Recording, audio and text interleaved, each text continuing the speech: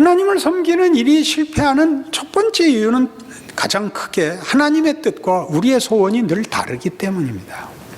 우리는 매우 보이는 것과 현실에 집착하고 있고 하나님의 꿈은 더 원대합니다. 더 깊습니다. 우리 자신의 영광과 명예를 목적하고 있습니다. 하나님이 창조하신 하나님의 형상을 만드시려 하고 우리는 매우 쉽습니다. 여러분 늘 기도하다시피 많은 것 바라지 않고 그래서 남에게 손가락질 받고 않고 살게만 해주시면 제가 모든 걸 하겠습니다. 하나님이 노하시고 하나님이 분해하십니다. 그게 우리가 현실에서 겪는 것입니다. 그래서 이 이사야서에서 우리가 만나는 이스라엘의 이 시기는 말기에 가고 있습니다. 북왕조는 이사야가 활동하던 시기에 망할 것이고 망하고 유다는 그 후에 곧 망할 것입니다. 하박국 선지자는 좀 더 뒤에 BC 609년에서 590년대까지 활동을 했기 때문에 하박국 선지자는 이따 보겠지만 좀 더 멸망에 접근되어 있는 자리에 갑니다. 이런 일들을 통해서 성경이 우리에게 하고 싶은 이야기는 그러니까 이런 현실들을 극복하기 위해서 우리가 보통 하는 이야기, 그러니까 하나님께 순종하고 잘 믿어서 어려운 일 당하지 말고 어려운 일을 당하거든 빨리 회개하고 빨리 용서를 구해서 형통한 길을 가라, 이렇게 간단하지 않다는 것입니다. 이 말을 알아들을 수 있을까요? 우리가 잘한 것이 없는 것이 사실이고 이스라엘이 멸망당한 것이 그들의 선택에 의한 것은 사실이지만 이사야 선지자를 비롯해서 구약 기록의 가장 중요한 내용은 잘잘못보다 큰 하나님의 일하심이 있다는 것을 자꾸 우리에게 가르치려고 합니다. 우선 대표적으로 우리가 보통 하는 판단식으로 잘하면 복받고 잘못하면 벌받는 것이라면 사실 시간은 필요가 없습니다. 시간이 길면 지난번에 잘했을 때 그냥 끝장내고 하나님이 천국으로 부르셔야 제일 좋습니다. 그렇지 않습니까? 승리했을 때 불러가시면 다행인데 승리하고 난 다음에도 놔두면 그 승리를 계속 연장할 수 없는 게 우리 인생의 실력입니다. 안 그렇습니까? 그러니 하나님께서 왜 시간을 두시는지, 그리고 우리에게 선택권을 주시는지 그것을 풀지 않으면 구약 역사를 그리고 우리의 현실을 이해할 수가 없습니다. 우린 사사기 내내, 사사기가 한 200년은 그랬던 것으로 기억하는데 그 200년 내내 이스라엘이 못난 짓을 하는 걸 허락하십니다. 그땐 이런 예를 들었죠. 탕자의 비유와 흡사하다고. 나가겠다 그러자 나가게 하십니다.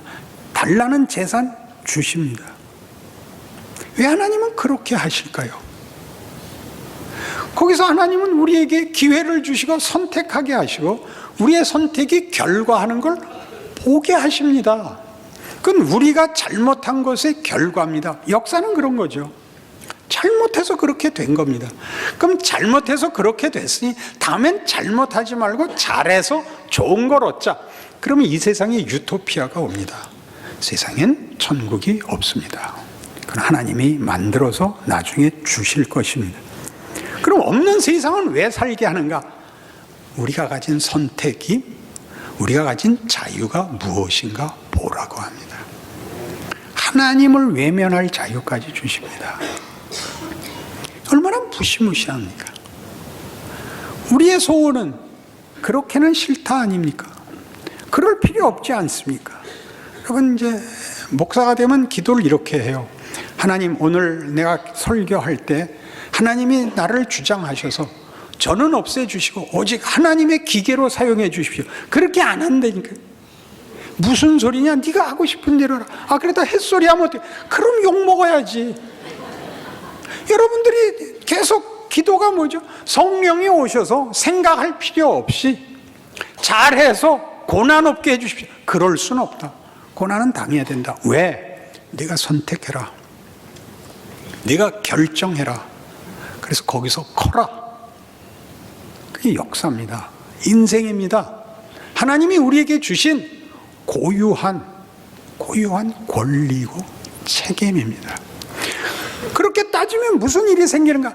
잘못한 것으로 일어나는 재앙이 끝이 아니라는 이야기를 찾아낼 수 있습니다. 사사기가 있고 열왕기가 있고 선지서가 있고 망한 이스라엘 어디까지 망했죠? 다 흩어졌던 지난 2000년이 있습니다. 지금은 돌아와 자기 나라를 회복하고 지금 또 이상하게 굴죠. 그 모든 것까지 하나님이 우리에게 준 기회요. 그것으로 끝내지 않는 운명으로 개입하시고 간섭하시고 일하십니다. 그 둘이 어떻게 묶이는지를 알지 못하면 우린 예수를 믿는다는 말이 무슨 말인지 현실적으로 전혀 이해할 수가 없게 됩니다. 그건 도망와서 하는 기도에서만 나타나게 됩니다. 하박국 2장으로 가봅시다. 하박국 1장으로 갑시다. 하박국 1301페이지입니다.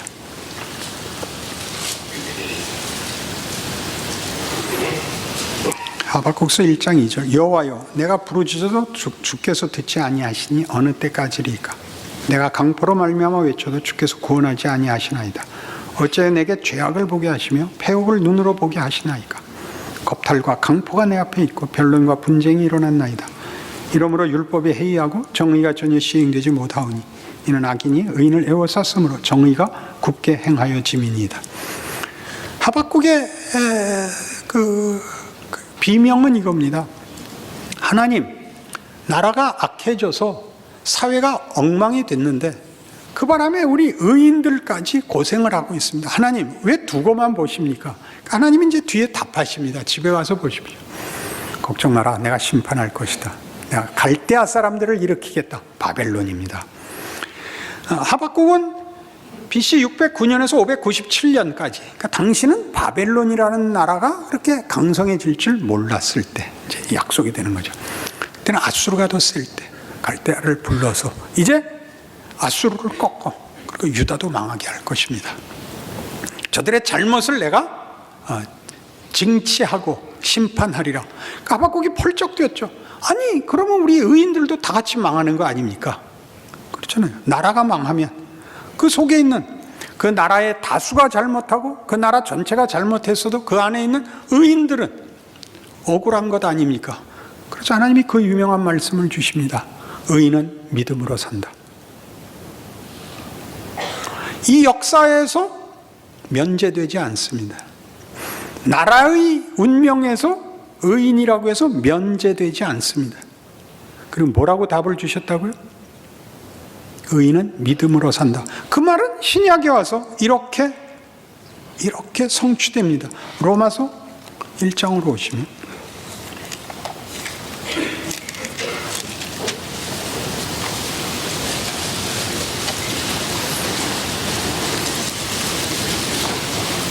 로마서 1장 16절 내가 복음을 부끄러워하지 아니하노니 이 복음은 모든 믿는 자에게 구원을 주시는 하나님의 능력이 됨이라. 먼저는 유대인에게요 그리고 헬라인에게로다. 복음에는 하나님의 의가 나타나서 믿음으로 믿음에 이르게 하나니 기록된 바 오직 의인은 믿음으로 말미암아 살리라 함과 같으니라. 여기 나옵니다. 여기 인용되죠. 뭐였죠? 역사적 정황이 걱정 마라.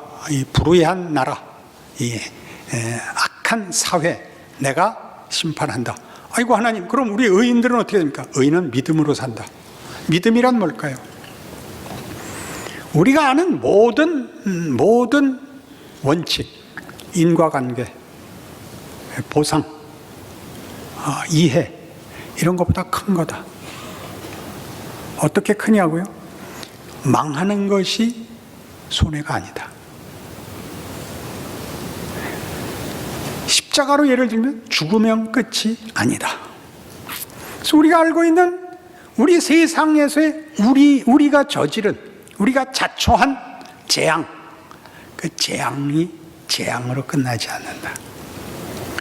우리 선조가 먹은 선악과, 그래서 실패한 이 창조 세계, 그렇게 끝나지 않는다. 우리가 구원을 어디서 받죠? 이 타락한 창조 세계 속에서 구원을 받습니다. 재창조는 창조 세계 속에서, 창조가 취소되고 다시 되는 게 아니라 창조 속에서 재창조가 일어납니다. 창조를 완성하는 것으로 등장합니다. 기독교 신앙의 최고의 위대함이 뭐냐? 최고의 위대함이 뭐냐? 능력이라는 거죠. 예수로 증언한 능력. 어떤 능력? 여기에선 아무것도 남는 것이 없고, 이것으로는 아무것도 유익을 볼 것이 없는 그것을 뒤집어 우리와 하나님의 뜻에 맞게 넉넉하게 쓰실 수 있다고 합니다. 그게 믿음입니다. 믿음은 매달리는 게 아닙니다. 그건 하나님이 그리 하시는 하나님의 특별한 능력인 것입니다.